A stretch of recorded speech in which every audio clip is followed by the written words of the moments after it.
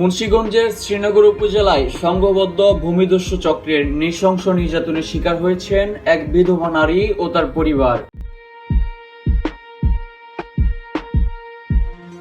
স্থানীয় নজু পাঠান, আওলাদ পাঠান ও তাদের সহযোগীরা রেমিটেন্স যোদ্ধা শিশির ও শিরিনকে প্রকাশ্যে শ্বাসরোধে হত্যা চেষ্টা ও বেধড়ক মারধর করেন।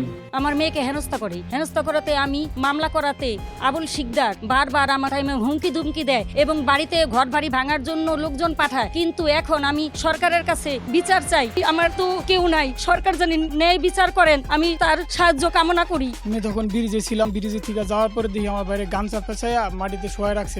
আমি মনে করছি মরে গেছে। পরে আমারে মারছে, দুঃখ নাই, কিন্তু আমার বোনকেও মারছে। আমার বোনকে অনেক খারাপ খারাপ কথা বলছে, আমার বোনকে হেনস্থা করছে। এই কারণে আমরা এলাকায় শ্রীনগর থানায় একটা মামলা করি। মামলা করার পরে এখন আমরা এলাকার ভিতরে থাকতে পারতেছি না, আমাকে মারার হুমকি দিচ্ছে রাস্তাঘাটে। নাসির খা, আব্দুল রব, ইসরাফিল, তারপর আওলাদ, নজু পাঠান, অনেক জায়গার থেকে লোকজন দিয়ে মনে করেন রাস্তাঘাটে আমার ছোট বাইরে যে জায়গায় পাইব সেই জায়গায় মেরে ফেলাইবো। আমার এই গামছা গলা দিয়া ফাঁস আটকে পুরুষ মার শুরু করছে। 30-40 জনে এই কথা বলার পরেই মার শুরু করে দিছি। আমি ক্লাস 9-এ পড়ি, আমার নাম সুস্মিতা। ওদিন আমার ভাইকে যখন মারধর করে তখন আমি ওখানে দৌড়ে চলে যাই। কে বাঁচাতে গেলে আমার সাথে বিভিন্ন ধরনের টানা হেঁচড়া করে। আমি আমার ভাইকে বাঁচাতে গেছি, তখন আমার অনেক খারাপ খারাপ কথা বলছে, ওগুলো আমি বলতে পারবো না।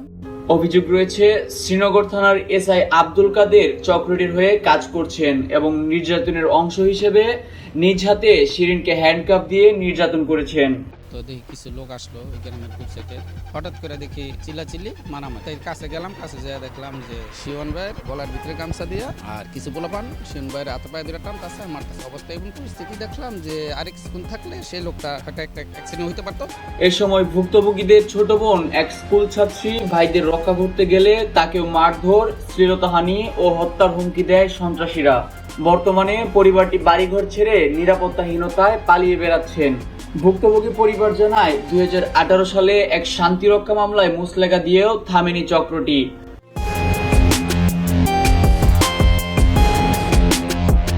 আমার এক চাচাতো ভাই আমাকে রাত্রে কল দিছে যে একটা ভিডিও আমি পাঠাইছি, তুমি একটু শেয়ার করো। পরে আমি ওটা ফেসবুকে পোস্ট করছি ভিডিও।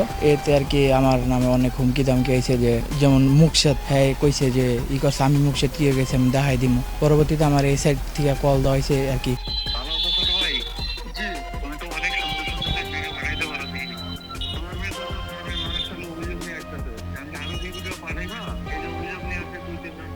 প্রথম অগ 2 ভাইয়ের লগে কি হয়েছে এটা আমি শুনি নাই, কিন্তু অগ 2 ভাইয়ের যে অনবরত মারছে, এক দফা না 4 দফা মারছে। একবার মারছে, থামাইছে, আবার মারছে, আবার থামাইছে, আবার মারছে, আবার থামাইছে।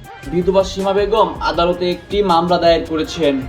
অভিযুক্ত এসআই আব্দুল কাদেরের বিরুদ্ধে ঘুষ বাণিজ্য ও অপরাধীদের রক্ষার অভিযোগ উঠলেও তিনি কখনো ওসি কখনো এসপির নির্দেশ বলে দায় এড়ানোর চেষ্টা করেন।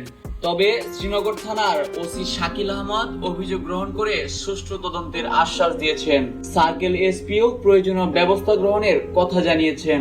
সচেতন মহল দ্রুত প্রশাসনের কঠোর পদক্ষেপ ও সন্ত্রাসীদের বিরুদ্ধে দৃষ্টান্তমূলক শাস্তির দাবি করেছেন।